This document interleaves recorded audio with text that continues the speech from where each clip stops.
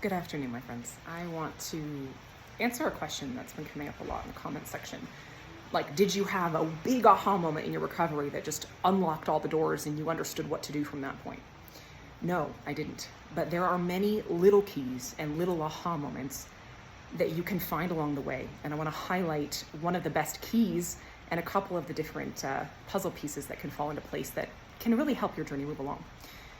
The most helpful thing you can understand about recovery is that it is an exercise in learning how to be a stable enough human that you do not get shaken through the ups and downs of life. We learn how to be so secure within ourselves that our nervous systems and brains don't get activated and dysregulated by the ordinary topsy-turvy nature of being human. And one of the keys to that is to ask yourself, what can I learn from what's happening right now? This can take some discernment, it can take some guidance, it can take some wisdom, and some real intent to actually want to understand yourself in this journey. But ask yourself that question when you're stuck. Inevitably, you can learn patience. Sometimes this journey is asking you to learn how to stand up and step into your agency and go after what you want and know that it's safe to do so. Sometimes it's about surrender. Sometimes it's about learning how to remain still when your system's in a massive fight or flee and there's just a lot of chaos. But there's always something we can learn in this journey. I don't believe that limbic impairment or any kind of suffering is really meant to be, but there is always something you can gain from it, and learning those lessons is the key to your recovery.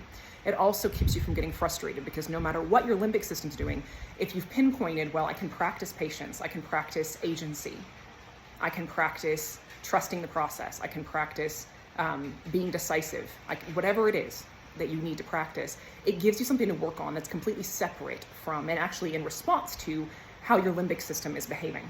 So you're not dependent upon your limbic system behaving in a certain way to feel like you're making progress, because that's not how this works.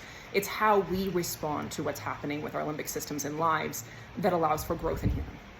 But one of the biggest lessons, as always, is practicing actually loving yourself unconditionally, wanting to do right by yourself for no other reason other than you are good and you are worthy of love.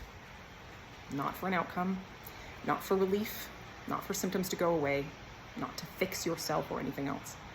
That's one of the biggest ones. It's a lifelong lesson for most of us. So try this and see how it creates some forward movement in your journey. Love you guys.